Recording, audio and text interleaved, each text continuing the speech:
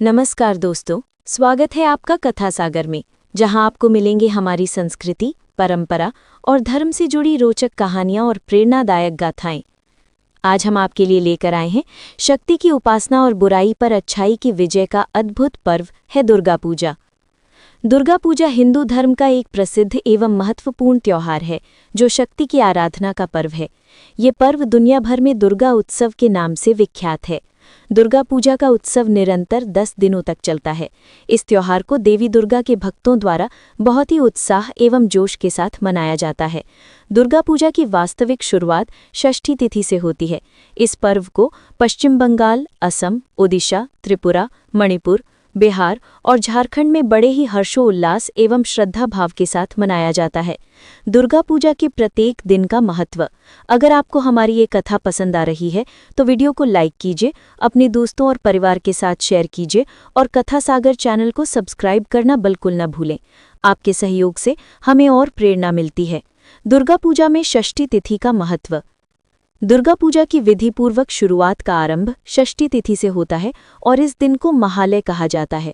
ऐसी मान्यता है कि महालय के दिन देवों और असुरों में भयंकर युद्ध हुआ था, जिसमें अनेक देवताओं और ऋषियों की मृत्यु हुई थी। इस युद्ध में मृत्यु को प्राप्त हुए सभी देवताओं और ऋषियों को महालय पर तर्पण दिया जाता है। षष्ठी तिथि पर बिल्व निमंत्रण, पूजा, कल्पारंभ, अकाल बोधन, आमंत्रण और अधिवास का विधान है। दुर्गा पूजा में सप्तमी तिथि का महत्व। दुर्गा पूजा का प्रथम दिन होता है महासप्तमी और इस दिन नवपत्रिका पूजा को विधि विधान से करने की परंपरा रही है। नवपत्रिका को कलाबाऊ पूजा के नाम से भी जाना जाता है। बंगाल, असम और उड़ीसा आदि राज्यों में 9 तरह के पत्तों से दुर्गा पूजा को संपन्न करने का विधान है। इस पूजा के अंतर्गत जिन 9 पत्ते का प्रयोग किया जाता है, उनमें हर एक पेड़ का पत्ता देवी के 9 स्वरूपों का प्रतिनिधित्व करता है। नवपत्रिका के 9 पत्ते इस प्रकार हैं: केला, कचवी, हल्दी, अनार, अशोक, मनका, धान, बिल्वा और जौ आदि। दुर्गा पूजा में अष्टमी तिथि का महत्व। दुर्गा पूजा का द्वितीय दिन महाअष्टमी के रूप में मनाया जाता है, जिसे महादुर्गाष्टमी भी कहा जाता है। महाअष्टमी पर देवी दुर्गा की पूजा का विधान महासप्तमी के समान ही होता है, लेकिन इस दिन प्राण प्रतिष्ठा नहीं की जाती है। महाअष्टमी तिथि पर महास्नान करने के बाद देवी दुर्गा की षोडशोपचार पूजा की जाती है। महाअष्टमी के दिन मिट्टी से बने 9 कलश स्थापित किए जाते हैं। साथ ही माता दुर्गा के 9 रूपों का ध्यान कर उनका आवाहन किया जाता है। महाअष्टमी पर मां दुर्गा के 9 रूपों का पूजन होता है। दुर्गा पूजा में नवमी तिथि का महत्व। महानवमी तिथि दुर्गा पूजा उत्सव का तीसरा एवं अंतिम दिन होता है और इस दिन का आरंभ भी महास्नान तथा षोडशोपचार पूजन के साथ होता है।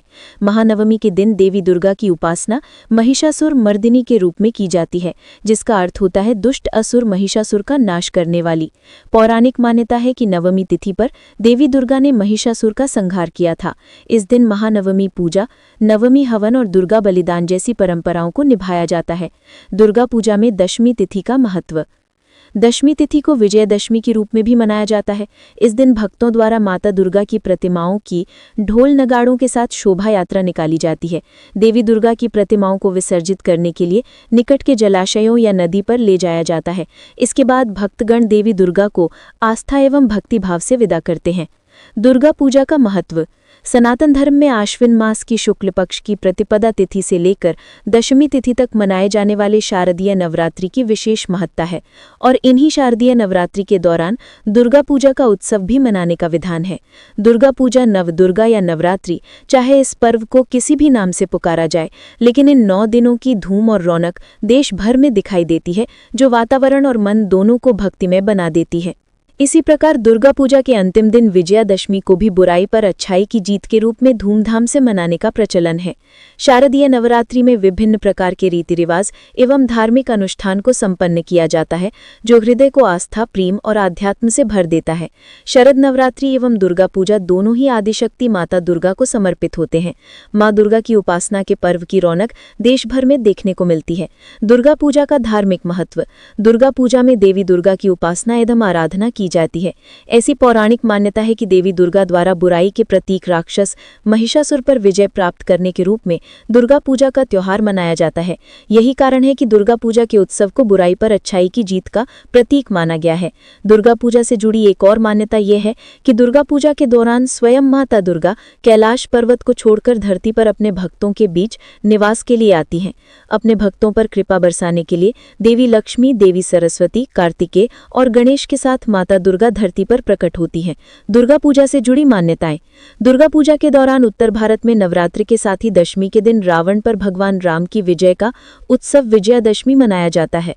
उत्तर भारत में इन दिनों में रामलीला के मंचन किए जाते हैं, तो वहीं पश्चिम बंगाल, त्रिपुरा आदि राज्यों का दृश्य अलग होता है। दरअसल यहाँ भी इस उत्सव को बुराई पर अच्छाई की विजय के रूप में ही मनाया जाता है।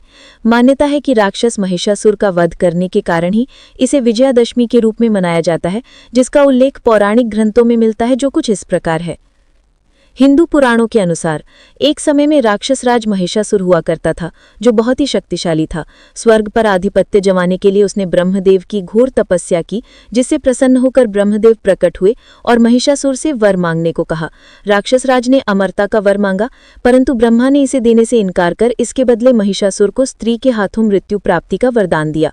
महिषासुर प्रसन्न होकर सोचा, मुझ जैसे बलशाली को भला कोई साधारण स्त्री कैसे मार पाएगी। अब मैं अमर हो गया हूँ।